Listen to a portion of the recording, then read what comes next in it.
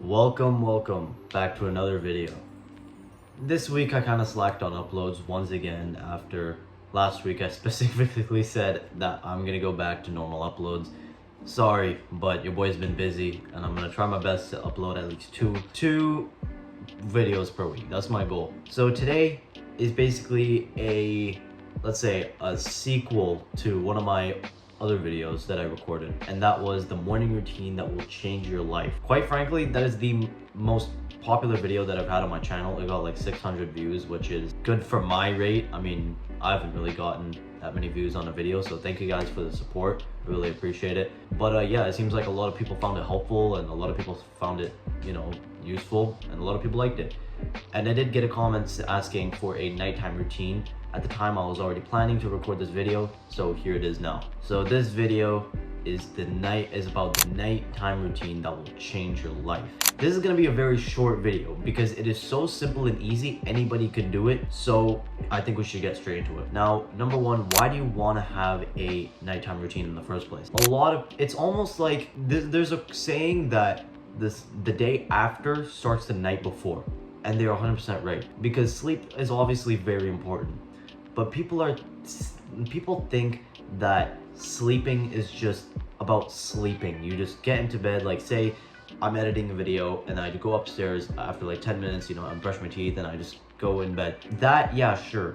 You think you're getting good quality sleep, but you're not really. And I thought I was before, but once again, I wasn't at all, actually. I was getting very, very poor sleep. So a lot of people think that if you are in bed for 9 hours and you fall asleep at like 8:30, wake up at 6:30, you get 10 hours of sleep.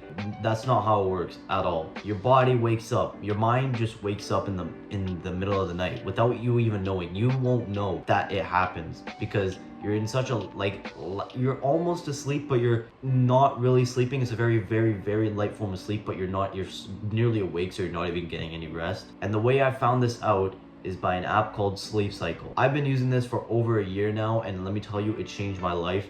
It taught me how to get better quality sleep, and it just tracks your sleep every night. So I'm gonna put a video of me scrolling through the app right here. Right about now, I'm gonna show you my sleep for, actually last night, it didn't even record. I don't know what happened, it glitched. But here are some nights that I've slept, It shows the quality of your sleep, it shows how long you actually slept for, and it shows how long you were in bed for. So before I started using the app, I was going to sleep around 10, waking up at 6:30, and I still do that now. But then when I started using the app, I saw, wait, I'm only sleeping for 6.5 hours, even though I'm in bed for like 8.5. I'm not sleeping, I'm losing two hours of sleep. And the reason is because my sleep quality is very, very poor. Now, how can you improve this? That is exactly what I'm going to be teaching you in this video today. Because sleep is so important to make us who we are and better ourselves. It's so important for recovery. And do I even have to explain why sleep is important? So let's get into the main lesson of the video. Number one is reading. Reading is a very simple way to ease your mind into a mode of relaxation. Reading winds your body down for the night, it slowly eases your mind into relaxation, and that is pretty much it. I know it sounds pretty simple, but that is nearly the only reason why it eases your mind down, especially if you have like a chaotic day. Say you just came back, before, what I was doing is, I would get back from boxing class at like 8 o'clock and I would be upstairs in my bedroom at 9. So if you have a very chaotic day, especially like a late one, reading is a great way to just ease your mind because you're kind of sitting there. It's great to do it in your bed too. If you're laying down, you have your night light and you're reading, it eases your mind down. You're sitting in one place after a long day and it slowly eases your mind into relaxation. It works. If you're not doing it, it works, I'm telling you right now. Because I've been doing it for a year now and it works tremendously. Now, here's the thing. If you're reading on your phone or even a Kindle, I don't know much about Kindle. I don't know how I'm guessing it's what. But anything, I recommend at night read with a physical book because then you're not promoting blue light getting into your eyes, especially on your phone. If you're using like a book app on your phone, like the Kindle app on your phone, that's not going to work much. It's actually alerting your brain because your phone or any device has blue light, and that is basically, it's almost like an artificial sunlight. So your mind takes that blue light and it and it processes it as sunlight. It thinks it's the sun. Your mind can't tell the difference between blue light and sunlight, so it just takes that as sunlight, and it keeps you awake. So that's why a lot of people have problems sleeping if they're on their phone right before bed. So if you're on social media and you're scrolling on Instagram and you're like, okay, you know what, that's it, put your phone down, go to sleep. A lot of people don't have very good sleep quality. So that's why I recommend reading with a physical book. Kindle, I'm not sure if Kindle has a different way. I mean, it's a screen technically, so I think it's blue light. I don't know how else. I don't know much about Kindle because I don't own one and I haven't done much research. I just prefer reading with a physical book. But yeah, that's what I recommend you to do. Whatever works, but if you know that Kindle doesn't do that kind of thing with like blue light, I think they do anyways, then sure. But I highly recommend you just read it with the physical book. It's so much easier, and also it might be a bit cheaper. Kindle is quite expensive now, I think. But anyways, whatever. I highly recommend you read with a physical book. The second thing in this video is, as I was talking about before, lower your screen time. If I'm being honest, nowadays I don't really do this thing, and I don't want you to do what I'm doing. If I'm being honest, I kind of, check some messages, check some, Instagram messages, check my friends' stories, and just say goodnight to everyone. I mean, I don't message everybody goodnight, but like, if I'm in a, let's just say I'm not very proud of it. I need to stop doing this too.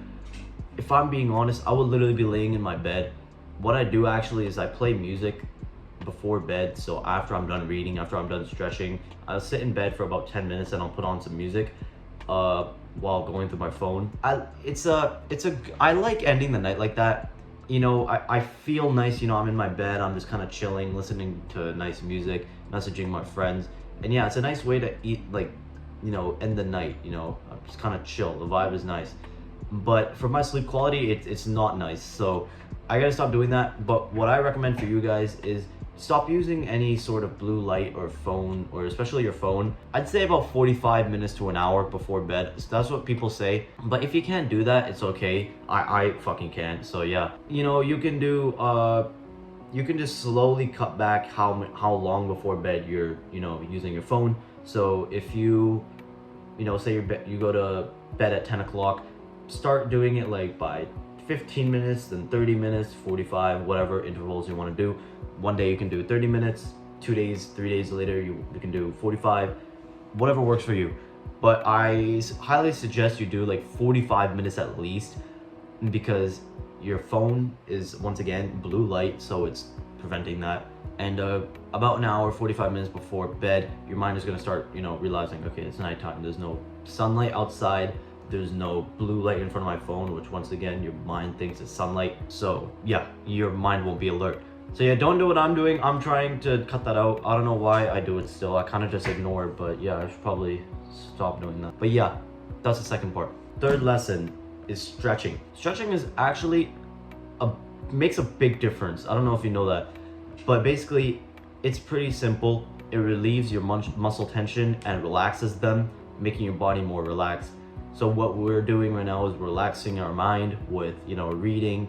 If you want to meditate before bed, go for it. It works tremendously. Reducing phone blue light, that's easing your mind, but you want to ease your body as well by stretching. So stretching, it relieves muscle tension, promotes relaxation to the body, gets your muscles all relaxed, and yeah, that's pretty much it. Some people say increased blood flow, which it does, yeah, but I don't know if that's exactly the reason why. I don't know. I'm not going to include that, but yeah, it promotes relaxation to the body and makes you more relaxed, just makes your body more at ease instead, So yeah, stretching is an amazing way. And the night, once again, promotes relaxation. I just keep saying the same thing over and over again. There's not much to stretching, honestly. It's one simple sentence that explains it, but it should 100% be in your nighttime routine. It eases your body, and that is pretty much it. That's it. So with reading, meditation, if you want to, I didn't include it in this video, but let's just say reading, cutting out blue light a couple of minutes before bed, relaxes the mind, and then stretching relieves the muscle tension in your body, making your body more relaxed and more ready for bed. Now the fourth and last thing is making your cave. Making your cave, meaning making your room more ready for sleeping. So as evolution has taken us, I guess you can say, our ancestors, I'm talking like 100,000 years ago in the fucking Stone Ages, They used to sleep in cages. Caves. There was no such thing as, you know, bedrooms and shit. There were caves. And we've evolved to not do that, but that is what humans are supposed to be doing. So if you make your cave, if you make your room more like a cave, you sleep better. So how can you do that? One, make it colder. I don't know if a lot of you guys know this, but your body sleeps when it's colder in the room. So when your internal body temperature is colder, you sleep a lot better. I don't know the science behind it, but all I know is that when your internal body temperature is colder, you sleep better. Which it should not be the case, because the cold is supposed to wake you up. But don't make it like fucking like an ice bath in there. But like some people say 15 degrees Celsius is good, or yeah, somewhere around that. What I do personally is I make my room, you know, now it's winter. What I do is I heat up my room a little bit so it's not freezing while I'm in my bed. But then when I get into bed, finally, after I'm done reading and stretching, I'll turn off the heater, put on the fan, you know, open the window a little bit so it starts to get colder. So when I'm sleeping and I'm not fucking awake, my body is colder and, you know, it's a lot easier to sleep and I get better sleep quality. So yeah, making your room colder definitely works. Now the second part is making it darker. So if you have enough money to invest in blackout curtains, 100% do that. I don't really need to. I mean, a lot of us don't need to at winter, because 10 o'clock it's dark. I wake up at 6:30. It's literally darker at 6:30 than when I go to bed. Like at 10 p.m, you know, you can see like the sky. It's not fully black. It's like kind of has a little shade of blue in it. But then at 6:30, it's completely black. It's literally darker when I wake up than when I go to sleep. So yeah, I don't really need blackout curtains. If you live in an apartment and, you know, you live in downtown or something and it's, you know, there's a lot of traffic and shit like that, traffic lights and cars getting into your window, like the reflections getting into your window, that could be a good option. Blackout curtains could do great things. So yeah, making your room darker works amazing, just like a cave. In caves back then, it would literally, like, you could probably not see shit in the cave. Imagine that. One way that you can, you know, make sure that your room is, you know, ready for sleep is just think about how a cave would be. Just think about a cave at night. What would it be? Would it be warm? No, it would be cold. Would it be bright, or would it be dark? It would be pitch dark. You probably couldn't see shit. The only thing you can see is the fucking bats hanging on the wall. And the third thing is making it quieter. A cave is probably quiet as hell, except if there's like a boar behind you or something. But yeah, realistically, it's gonna be quiet. So your room, try to make it quiet. Now this is where it kind of differentiates from person to person, because I sleep with white noise. I can't stand sleeping just with, you know, no sound. I don't know what it is. I literally can't sleep like that. I need to have some sort of white noise for me to be able to sleep. So I have a fan in my room once again, and it just kind of, you know, adds some sort of ambiance. It's just so weird without a white noise, because then you can just kind of hear everything. Like I can hear like the, you know, maybe a bird lands on my roof and I can hear that. I find it easier to sleep with a fan because it kind of just regulates everything, and it's like to the point where I don't even notice it. So that's my sort of quiet. But I know a friend who says I can't stand a white noise and I sleep so well when it is pitch quiet. So you determine what you want to do. You know, maybe you want a white noise, maybe you want it quiet as hell. You determine that. But usually I think a lot of people prefer a white noise. But once again, it differs from person to person. Okay, so your boy kind of made a mistake with this video. I forgot such a crucial part of having a morning or night routine, and that is journaling. So I was editing the video and I realized I didn't film that part, so I'm just gonna talk about it now. So with journaling, in my morning routine video, I talked about setting your day, setting goals for the day, writing gratitude, writing what you're stressed about, or anything that you want to, you can personalize it yourself. For the nighttime routine, it is best to reflect on your day. So what I do personally is I have things that I did well on and my actions towards my current goals, and I write what I did with that and how well I did it. Then I write something that I call areas of improvements, where things that I could, you know, that's my reflection parts that I can, you know, do better on, or something that I did bad on during the day. So for an example, if I just kind of slacked and wasn't as productive, I'll write, yeah, I wasn't that productive, and here's how I can fix it, here's how I'm gonna do that. And it's basically a really good reflection to realize my mistakes, but also reflect on my goals and how well I did it. So that's what I really recommend you guys do. Start journaling, journal before, and then start doing the things that I talked about in this video, like reading, stretching, and making your room suitable for sleep. Yeah, journaling, don't sleep on journaling. Start reflecting on your day. If you guys want, like questions that you can ask yourself, my reflections, or what I write in my journal every night, hit me up on Instagram. It's the link in the description. And yeah, see you guys. And that is pretty much it. That's pretty much the entire lesson. Those 4 things are basically all you need to do. You don't need to overcomplicate a nighttime routine. Neither do you need to do with a morning routine. If you guys want to know more about a morning routine, I've made an entire video. I'll leave it first, link in the description. But anyways, that's it for this video, and I'll see you all in the next one. Peace, bros.